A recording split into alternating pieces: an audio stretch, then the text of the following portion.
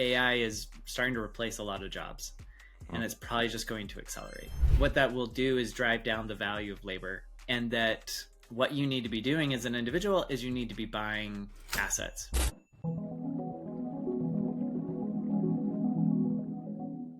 Peter, coffee, tea, or something else? What fuels your mornings? Honestly, probably something else. Yeah? Probably a protein shake. That's probably my go-to. Nice. Do you work out first thing or it's just like, yeah, Yeah, because if I don't work out first thing, it's just not going to it happen. doesn't happen? Yeah, I'm the Yeah. same. I'm the same. So no pre-workout, nothing, just straight into it? Yeah, just straight into it. Yeah. Wow. Yeah. Okay. I try really hard not get addicted to caffeine. I find that if I'm off it, I can function just fine. Yeah. If I get onto it, then I have to have it. So, anyways, True. Yeah. Yeah. Very good point. When you were a kid, what did you think you'd grow up to be? when I was a kid, um, I wanted to be, well, I went through a lot of things like a lot of people do. Um, but I really wanted to work in the CIA and Really? be a spy. Yeah. Was that from movies and stuff, or where did that come from? A little bit Yeah. of that. A little bit of my dad was Green Beret Special Forces, and Very cool.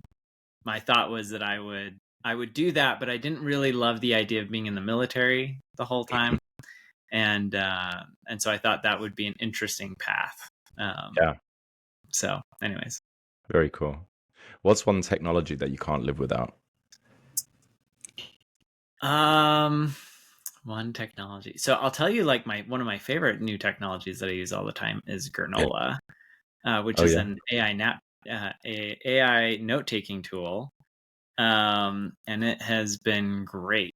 I use it for all kinds of things. I have it recording all kinds of things, and then it helps me draft um, like articles that I want to write, based on conversations I've been having. The other thing that I've just recently did is I went in because you can put in templates, which are basically a series of prompts. And so I took and I'm sure we'll probably talk about this, but at my firm, like over the last 15, 16 years, I've interviewed like thousands of people. And so I've taken everything I've learned about like how to do these screening interviews and put them into prompts. And now I just hand off that screening interview to my colleagues, and it rates and ranks the interviews. And it's scary how accurate it is relative to how I would do it based on these prompts. And then it also gives a score. And so the thing that's really fun now is we're tracking these scores um, against the long-term performance of our interns to determine like how good are our questions, how good is the scoring mechanism, like all those things, and then hopefully iterating and refining on that so we get better at it. So That's so anyways, cool. that's a tool that's Yeah. been like incredibly useful lately, in a lot of areas of my life. So That's really cool. Do you have the app on your phone as well as it on your laptop, or is it all just phone so right based? now it's just on my computer. Yeah, I'm Okay. counting down the days until they launch that. I do have another device that I'm still like learning how to use that's very similar called Limitless, which is it's an AI note recorder that's just on all the time and you wear it. Um, and that one's been really interesting too because it gives me like a daily like spit out of like my daily diary, and I can like brainstorm different ideas I have throughout the day with it, and that's been really fun. So It's like a wearable, a clip on. uh-huh. Yep. Okay, interesting. I'll have a look at that after the show. Okay, last one. If you could fast forward 10 years and see one impact that your work's had on the world, what do you want that to be? Ooh, that's a good question. So one of my big things now is this belief that AI, and I think a lot of people are worried about this, right? Is that AI is starting to replace a lot of jobs, and Hmm. it's probably just going to accelerate. Like this weekend, I bought a big piece of fitness equipment, like a Smith machine, Yeah.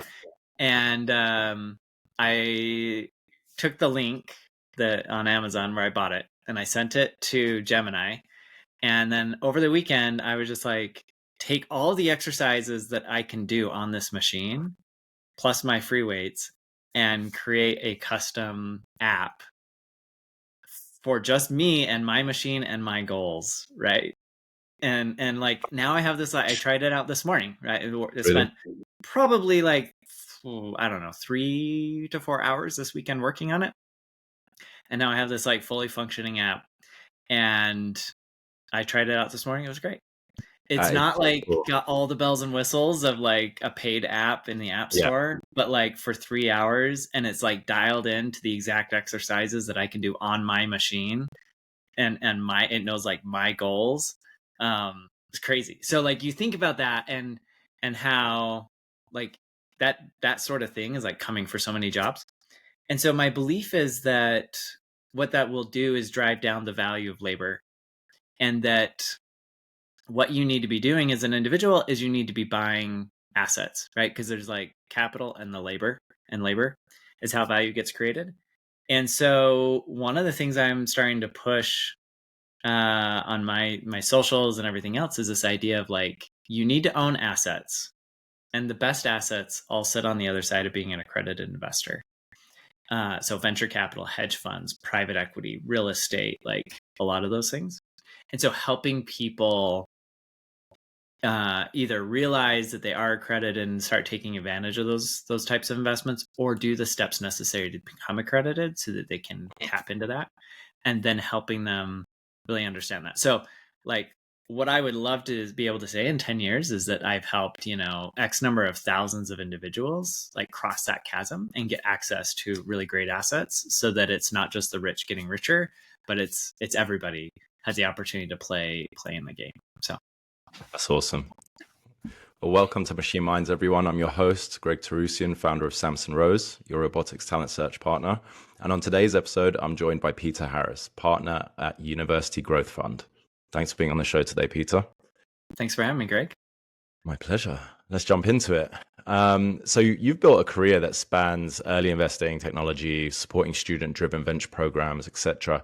Can you walk us through the key steps that led you into the venture capital space and ultimately becoming a partner at UGF? Yeah, of course. So when I was growing up, when I realized that maybe being a spy wasn't, what was going to be the end all be all. My dad was a computer engineer. And so the other thing that I really wanted to do growing up was be an engineer, because I really loved this idea of like solving problems and helping people and that sort of thing.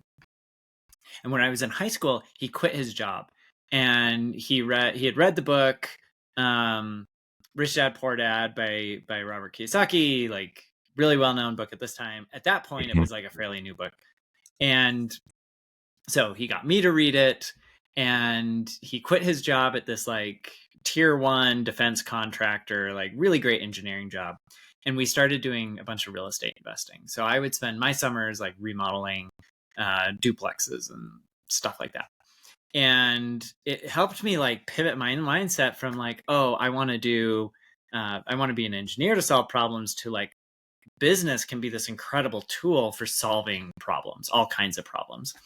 And so really started like honing in on that. So fast forward, I start college, and I'm thinking like, college is great, but really I'm just kind of here because I want to start a company. And so I'm going to learn some stuff, but like, that's what I want to do. And so I was working on a business that was very similar to Redbox before Redbox. And I'd gotten this idea from Europe, where I'd spent a couple years prior. And I had I was in talks with a guy who owned like 140 Little Caesars locations, and we were like dinner and a movie for $6. And this was like the whole idea. And then Redbox announced that they had over 100 million in funding, and Utah, where I was at that point, was going to be their like test market, their pilot market. And they had a partnership with McDonald's, and they were going to roll out these Redbox machines at all the McDonald's. And I thought to myself, I am like this like poor college student that was, I was going to get one machine to try it out. And I was like, I can't compete against that. And so my buddy though was like, hey, there's this thing called the University Venture Fund that I think you would find really interesting. And so I applied, ultimately got in. And University Venture Fund at the time was this $18 million student-run fund based in Salt Lake City, Utah, that gave college students the opportunity to learn how to do venture investing by doing the due diligence, making investment decisions, helping portfolio companies. So joined that. And then about 6 to 9 months after I joined, the two founders of that left to go pursue other interests. And a lot of the students, frankly, kind of left that were in the program. They brought in my now business partner, Tom Stringham, and he became kind of the interim director. And he and I worked closely to revamp soup to nuts, the whole fund, while I was a student. So how do we recruit and train and mentor students? How do we source deals? How do we evaluate and deals and perform due diligence? How do we support portfolio companies? Like all of those things was heavily involved with. So did that as a student for a couple of years. And then when I graduated, came on full time and helped him run the fund. And we did that for another 6 years, so about 8 in total. And then, that fund came to the end of its fund life because venture capital funds, they're what we call 10-year vehicles. So you raise capital, you get capital commitments in year 1, you deploy a bunch of money in years like 3 to 5, and then you support those portfolio companies. And then usually by about year 10, you've sold off ideally most or all of your portfolio. And so University Venture Fund was coming up on its 10 years, and they decided that the next iteration would be an impact fund. And so my partner and I said, great, to the board, like, you guys go do that. We want to keep doing traditional venture investing. And so we spun off and launched University Growth Fund in 2015. Very cool. Very cool. So what experiences from your early career and obviously that experience there shaped the kind of investor that you are today? Yeah, it's a good question. So it's been so interesting having worked in venture capital over the last 16 years. I mean, it's evolved and changed so much. I think some of the things that have been really helpful are like understanding cycles, having lived through them, because I feel like a lot of venture capitalists really didn't even go through one cycle, because everything was kind of up and to the right from, call it 2011, 2012 until 2021, right? For venture and tech. And so I think, one, it was like helpful to understand, since I started my career in 2007, to like go through that cycle. I think the other thing that was interesting is understanding from the aftermath of 2001. So when the dot-com bubble burst, you had a whole bunch of funds that were shutting down. But these are 10-year funds, and so they take a long time to shut down. And so you had a lot of interesting dynamics happening there. And you're seeing a lot of those same dynamics happen today.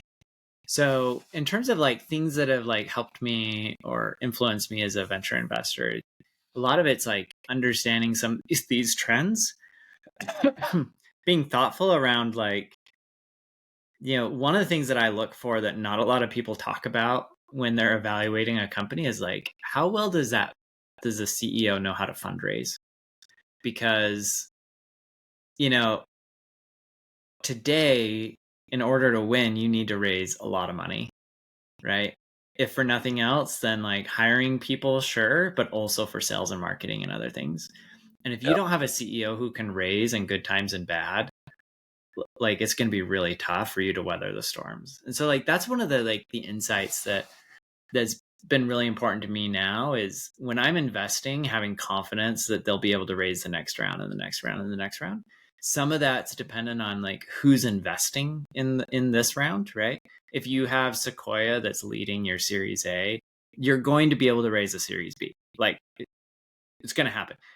I don't know that you'll raise a Series C round, but you'll raise the next round. So that helps. If you have a founder who's just phenomenal at fundraising, like they can kind of fundraise their way into some level of success in many instances. And the converse is also true, where like if you're backing a founder and they're able to raise money when times are good, but they're not particularly good at it, if things shift, you're going to be in really big trouble, especially if you don't have the balance sheet or the money around the table to support the company. So I don't know, things like that like in some ways don't have anything to do with the underlying like company, tend to be like really important when evaluating a startup.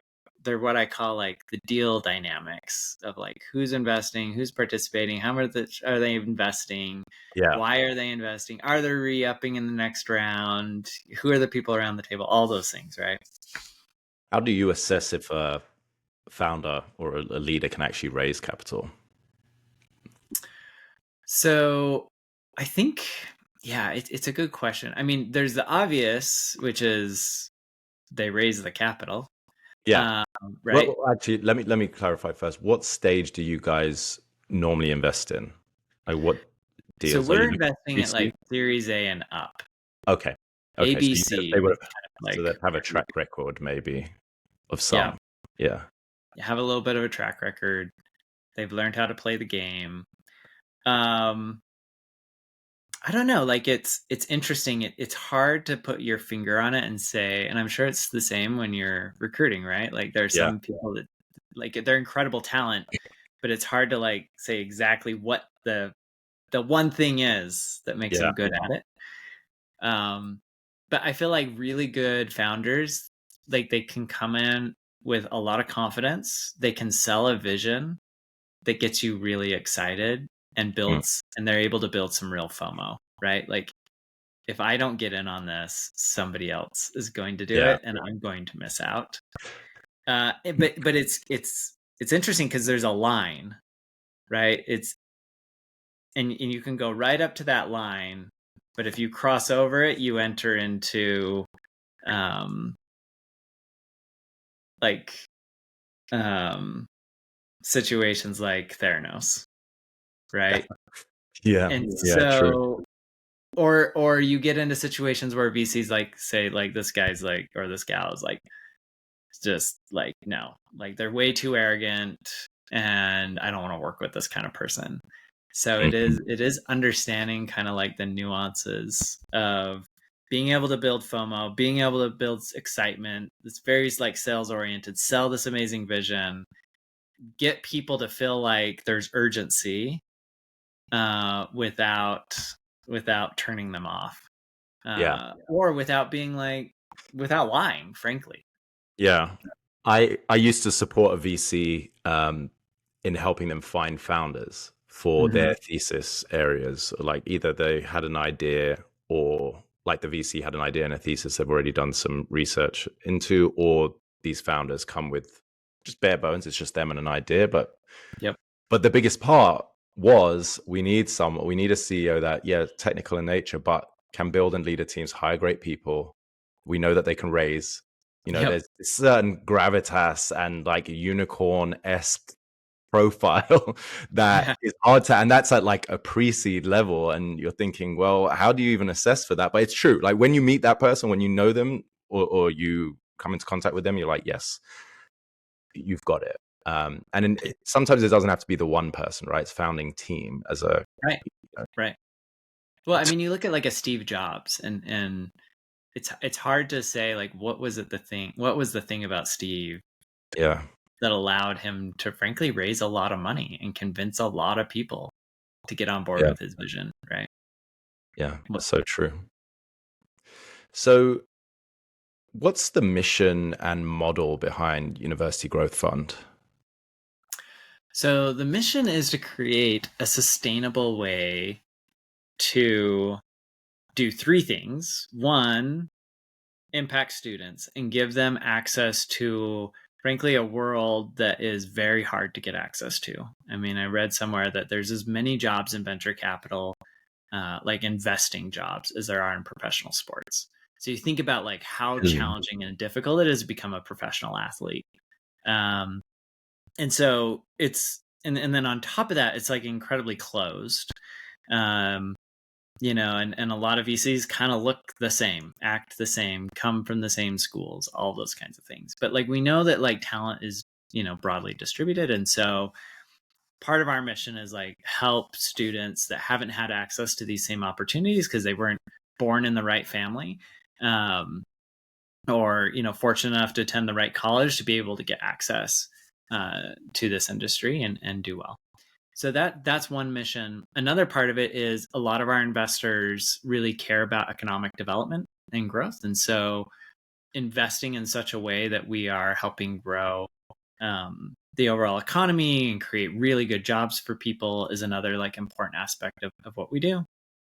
And then of course, like we want all of it to be sustainable, which means we want our investors to be able to generate great returns for their investments so that they want to re-up in the next fund and make the whole thing sustainable and hopefully grow over time so we can impact more and more students and create more and more jobs. That's awesome. Outside of the very student-led structure of it, is there anything else that's uniquely structured compared to traditional VC firms that you can share? I mean, not particularly. I mean, the other thing that's a little unique about us is we have a very diversified approach, whereas most venture funds tend to be like very niche or focused. So like we do seed, enterprise SaaS, and that's all we do as a fund, right? Like you see a lot of those. We're like, we do robotics, right? As a fund, early stage robotics, or we do growth stage cybersecurity.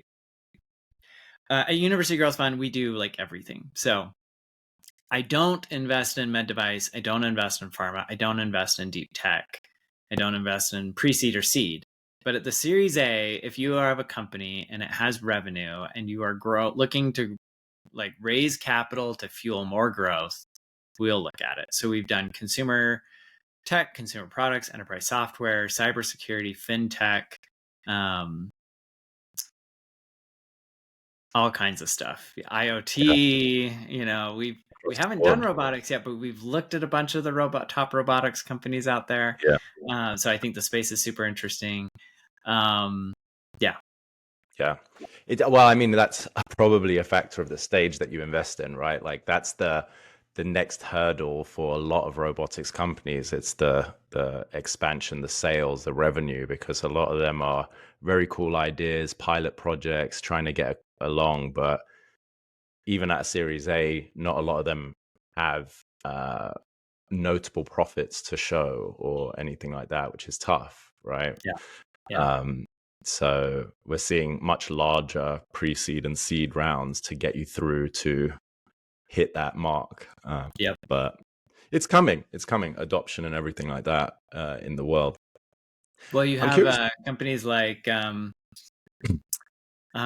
one that just announced that you can pre-order the robot for your home. Neo, was it Neo. 1X? Yes, 1X. Yeah, that's really cool. I know a couple of the team over there. It's exciting. I saw a lot of the announcements and even the team there were doing their pre-orders. I know a few people who ordered them. I'm curious to see what rollout's going to be like. That's exciting. I thought about putting in a pre-order. My daughter like freaked out on me so probably we'll wait on that one a little bit, but I think it's really cool. Same conversation in my house. I was like, let me just see how it goes after the first year. Let's see how it goes for other people. Other people beta test this one first. Exactly. I'm curious how you balance training the next generation of investors and still active students with executing real venture deals at scale. What that looks like. So we get this question a lot in terms of like, what do you prioritize? Do you prioritize like the student experience, or do you prioritize like doing good deals? And my firm belief is that you do both at the same time because both feed off of each other. Our internship is not really like a smile and dial for deal flow internship like a lot of venture capital internships are, largely because I just think it's a waste of time on the part of the student. I think it's semi-disrespectful to the founders. And it's also like the students just aren't going to get a lot out of it, right? They're not going to learn a tremendous amount. And so what that means is, like, me and my partner, we do most of the deal sourcing. And so the onus is on us to identify and bring in really high quality deal flow, and get access to really great deals. And then we hand it off to the students to do the due diligence. And so when you're evaluating like a really high quality company like a Spotify, which was one of our earlier investments, as a student, that's like an incredible experience because this is an incredibly well run company. It's got challenges and you have to evaluate those challenges, right? Um, but going through that whole process, you just learn so much more about what a really good company looks like. Now, we also look at a lot of deals that we pass on, right? So like we only do one in every 10 deals that we take like a serious look at, which is higher than most venture funds, but that still means 90% of the time we're saying no. And so as a student, like you're also getting that exposure as well, but it's always in deals where there's another venture fund that's willing to do the deal too. And so it still has met like this quality threshold, if that makes sense. And what we found, so that's on one side from the student education perspective. The other is we spend a lot of time and effort training and mentoring our students to make sure that they can do a really good job on the due diligence so that they make good investment decisions. And then the two just kind of play off each other. If I've done my job training and if I've done my job sourcing, the students have an amazing experience. They pick good deals. We make money, and the whole thing works. Yeah. Sounds like if it's a well-oiled machine, which it sounds like it is, then the outcome is what everyone wants. Do you have certain colleges that you work with, or can any student like apply to work with you guys? So we're headquartered in Salt Lake City, Utah, and then we have offices in San Diego and Atlanta. And any student within kind of those geographic regions is welcome to participate. So it's not nationwide. It's not open to everybody. You need to be in one of those regions. But if you are and you're a student, we'd love to have you apply. The reason for that is because we do think that even though we're a very much hybrid organization, we do think that there is incredible value for being able to spend physical time together. That's just really hard to replicate. And we think it's even more important as a young person to have that. I think it's easier to be a little more distributed the older you get. But in those early years when you're just trying to figure out like how to act as a professional and how to build relationships in a professional setting and those types of things, I think it's really hard to do it without a decent level of in-person interaction. Yeah, no, it's true. I have this conversation a lot with founders as well at companies, and they're like, "Yeah, we'll be fully remote. What's your view on that?" And I'm like, depends who you're hiring, really. You know, you don't want people to miss out on that learning and development experience or the experience of being with colleagues and being in the workplace. But, you know, if you've decided that you want to live deep in the suburbs and or in the middle of Wyoming or wherever and work from there, it's going to be hard to be in an office. What signals or patterns indicate that a team is ready for venture capital from your side? So it's a good question. It's a little different for everybody. I tell most people that one, they should wait as long as they can until they can't wait any longer to raise money. Because the more traction you have, the easier it'll be to raise and at a higher valuation, which means you'll take less dilution.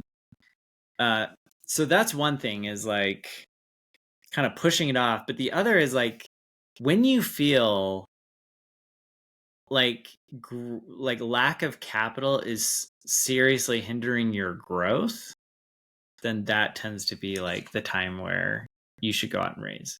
Now, there are also other factors. So for example, 97% of businesses don't raise venture, shouldn't raise venture.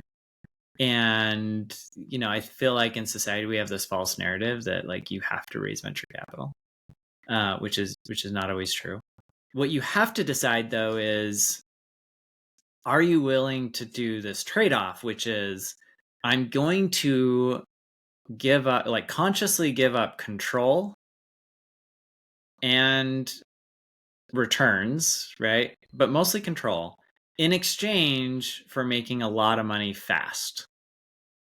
And if you're not willing to do that trade-off, then venture is probably not a fit for you.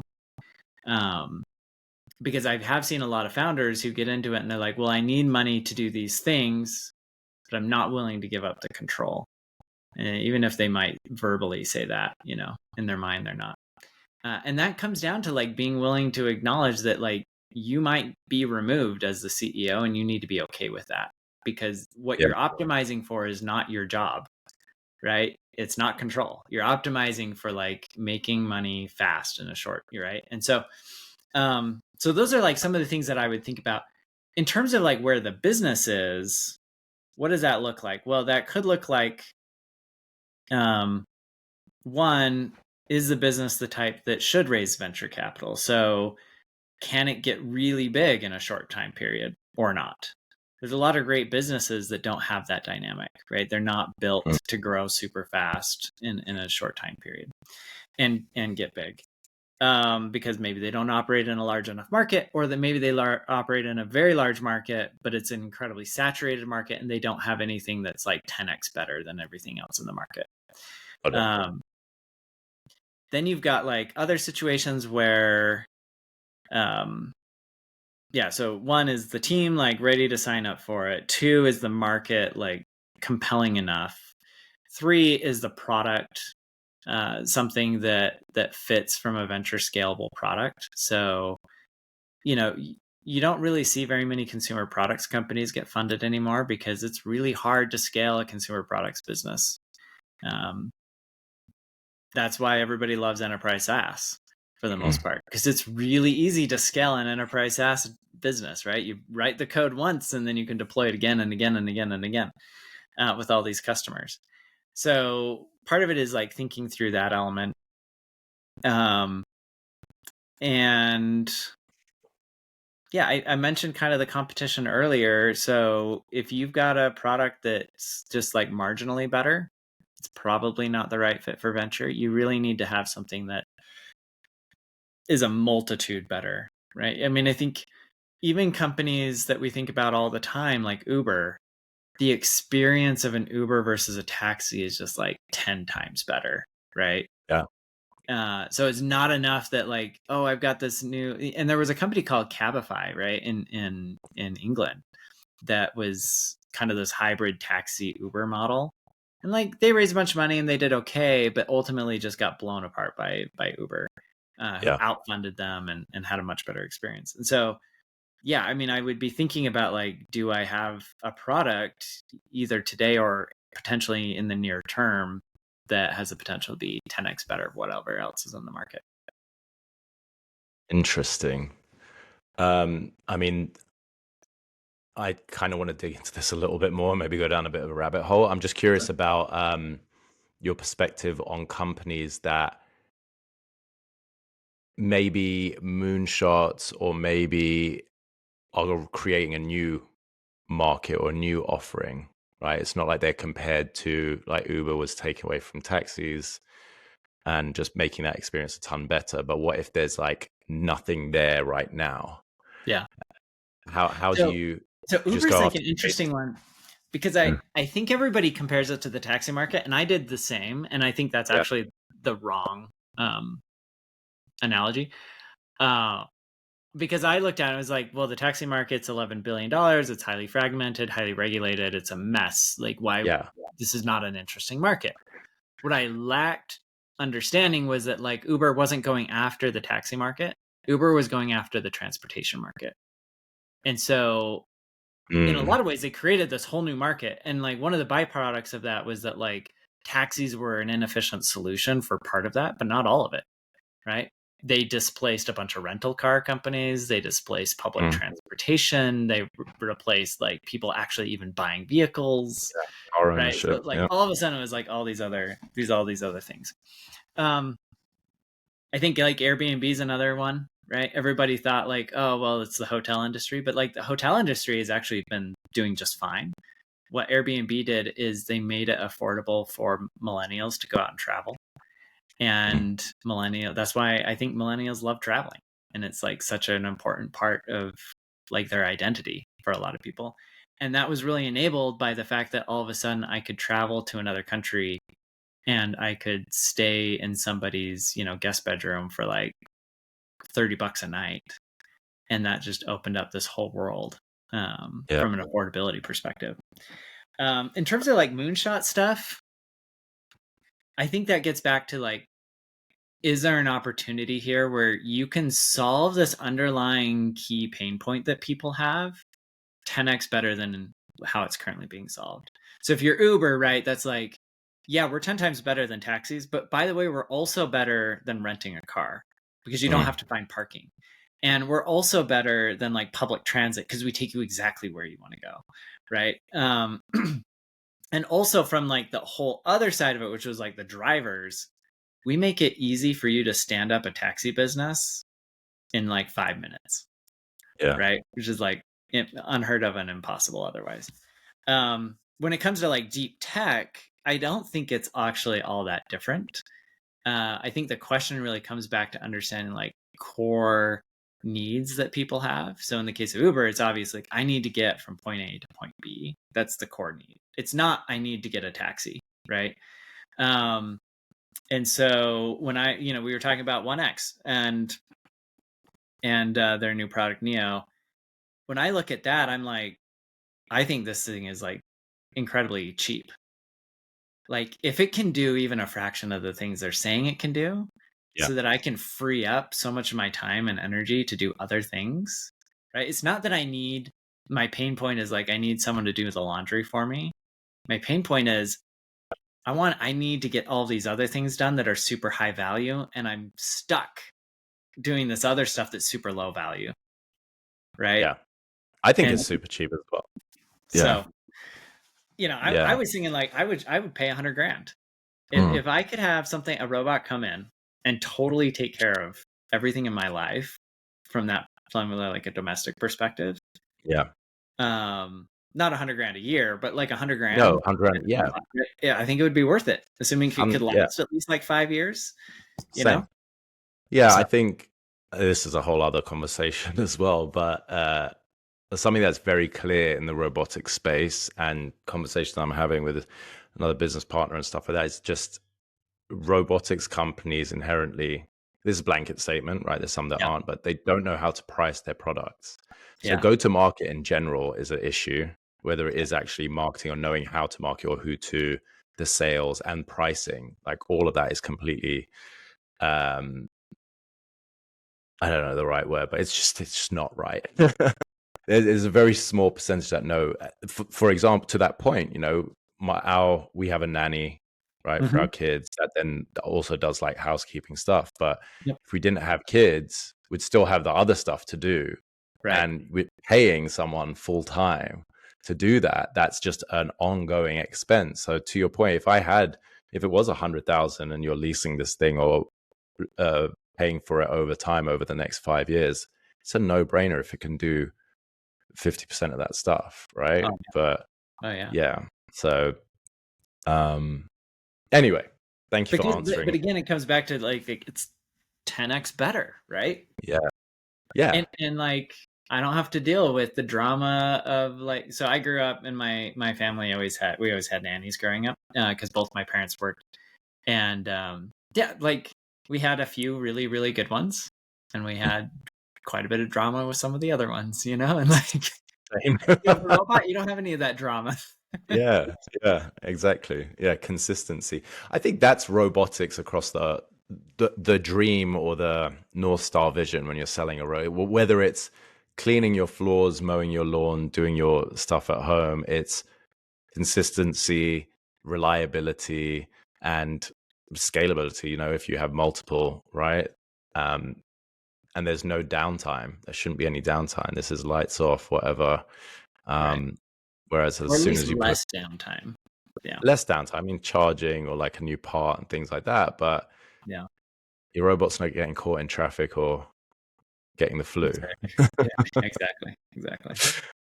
I'm curious how you think about evaluating startup talent and leadership and just early team structure when you're assessing investments. Yeah, so it's a good question. Um, I think there are a few things that are like immediately no-goes, which I think would be obvious, but we still see them crop up quite a bit. And Hmm. these individuals oftentimes still get funded. But any type of fraud is just like an immediate no-go. Any type of like sexual harassment is a no-go. Um, Is now, this, sorry, with current company or like a founder that has had this in the past a founder has that's had come? this in the past. Yeah. Okay. Yeah. Cool. I'm Yeah. the same with clients, You but have these yeah. issues and like I'm all about like forgiveness and stuff, but as a fiduciary of somebody else's money, right? Yeah. Yeah. Kind of like you cross those lines and it's really hard to rebuild that trust. So, there have been a bunch of deals over the years where we passed on where, there was any sort of like inkling of that. And so that's one. I think another thing that we look at, you know, one of the things that matters a lot to me is grit. So just this ability to keep grinding in the face of like sheer opposition. It was funny. Um, was it last week? 2 weeks ago. 2 weeks ago, I went to this event and there was a founder there that we had backed very early on in my venture career, very early on. And when the fund had already invested before I got there, and I was tasked with like evaluating should we give him more money during a very, very challenging time of the business. And he was giving a speech, and she showed this graph, and it was an amazing graph. He was like, "This was our journey to get to 1 million per month." And it was like up and down all over the place. And I was telling my buddy who was with me, I was like, yeah, you see that period to that period was really bumpy. Those are the points where like I was evaluating giving him more money.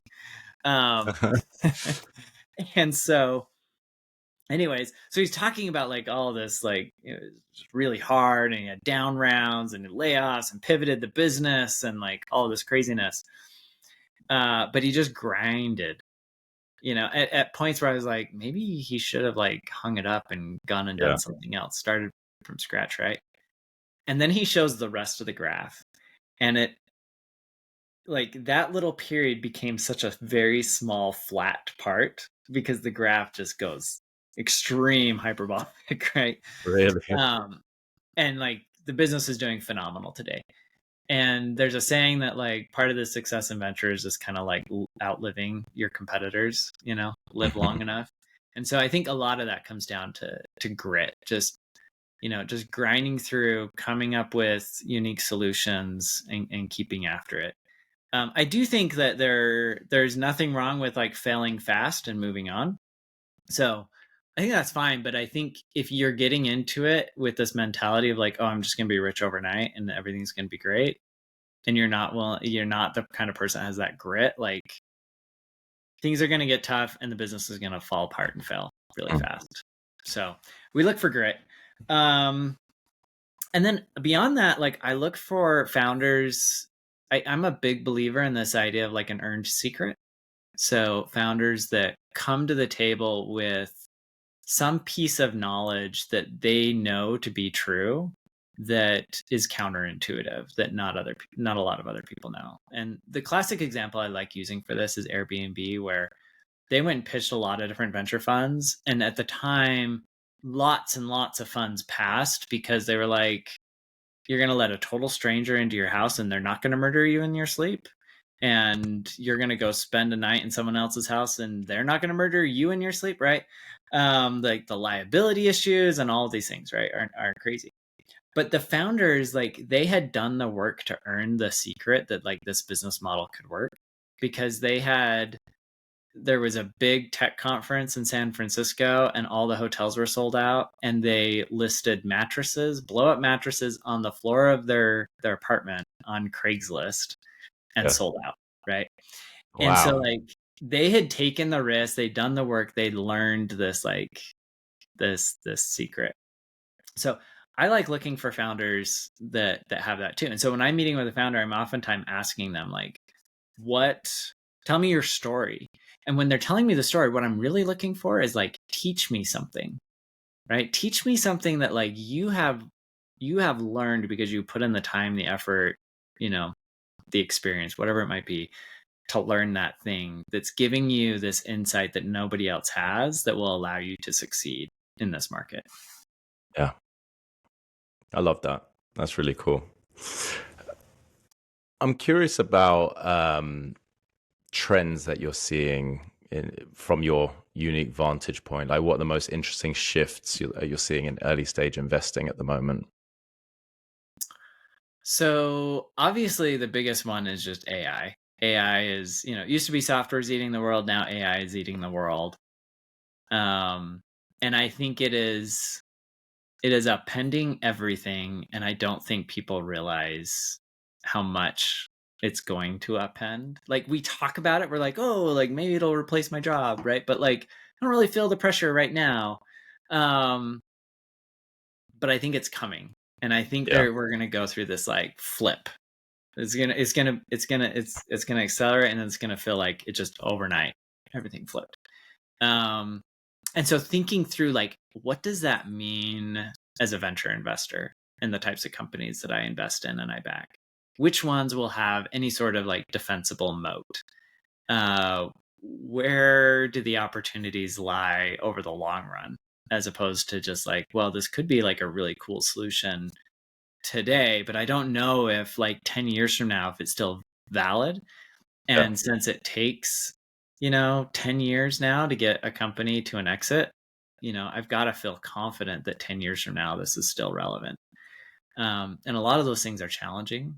I think the other thing that's challenging is, so I have this friend, he's actually one of my former students, Evan Armstrong, and he writes on Substack under the leverage is what he calls it. But one of his business thinkings that I think about a lot is that all businesses break down into three core components. I make a product, I get the product from point A to point B to my customer, right? So distribution, and then I market the product so that people actually know it exists. And like all businesses kind of fit within the like include these three things, right? Well, the internet made it really easy to distribute product basically for free globally, right? I can throw up a Shopify page and I can be selling a widget globally overnight, right? And I have all the payment rails, the shipping solutions, like all of that stuff. Like distribution has basically gone to zero, Yeah. thanks to the internet. AI drives down the cost of creation. Like we just talked about my app that I built over the weekend, right? And so now you can build, whether it's content or applications or even physical products, right? Because now I could get on like Meta just released a new 3D AI model that allows me to create 3D stuff from a prompt. And then I could just ship that off to a factory in China and have it manufactured, right? So it's driving down the cost of creation. And when you had when the internet came out, what happened to the other two? So cost of distribution went down. Well, who are the most highly paid people in any startup? You would know, right? It's When the price of distribution went down, yeah. Who are the most expensive people in any startup to hire the for? engineers, Engineers. Who's the other person that gets paid a lot of money? Or people? the founders, CEOs, and then the salespeople. The salespeople, Yeah. right? Salespeople can make a ton of money. Nobody Yeah. really talks about it, but like there's a lot of Yeah. sales reps in tech that make $1 million a year, right? Yeah. OTE is great. And it has to be for Yeah. them because, yeah. Yeah. I mean, I don't even know if we have time for that, but yeah, it's true because it's such a huge need and push from a business. But then those people are, when people look at it, they're like, oh, you're paying someone $1 million. It's like, well, most of their income is performance based. Yep. So they're not performing, they're not going to get paid. But if you want that revenue, you want those big projects to be landed, or you want those enterprise clients to be won, going to pay someone a fraction of that. Yep. Yep. And so now, I don't know if you're seeing this, but it seems like engineering talent is, compared to where it was in 2021, is coming down in terms of comp. It's getting more competitive. It's getting more challenging. Now there are nuances and there are like Yeah. hyper specific cases where, but it's no longer the case that I can just go to like coding boot camp, pop out and make six figures, which No, kind of was the that case for a few yeah, years. Right? yeah, the talent shortage was really, it was so competitive. Yep. So competitive. So I think a lot about that in terms of like, okay, cost of creation is coming way down, then that would mean that like cost of marketing and sales is going to go through the roof, which makes intuitive Mm, sense because if the market gets flooded with so many different products, how do you stand out yeah. in the sea, right? So I think a lot about like backing companies where they have some sort of unique advantage around sales and marketing and getting in front of customers. Because I think that will just matter more and more and more and compound more and more and more. And I think what that means is like companies with strong brands actually will perform pretty well. Incumbents, I Yeah. think, will ultimately end up being okay. Um, but it makes it more challenging to back like an early stage startup where you're like, okay, yeah, you're cool today, but yeah, you built that over the last 3 months. Somebody's going to be able to build it in the next 3 weeks and then 3 days and then 3 hours. And how are you going to like stand, against them, right? And be competitive. Yeah, it's a very good point. For me and venture that I'm working on the side, but for startup founders listening to this and anyone thinking about going to pitch for VC or pitch the VCs for their round is a question you should probably have answered. What mistakes do founders make when pitching VCs that you wish that they would avoid? So my number one pet peeve is founders who come to VCs and say, if we had X number of dollars, we could do Y number of things.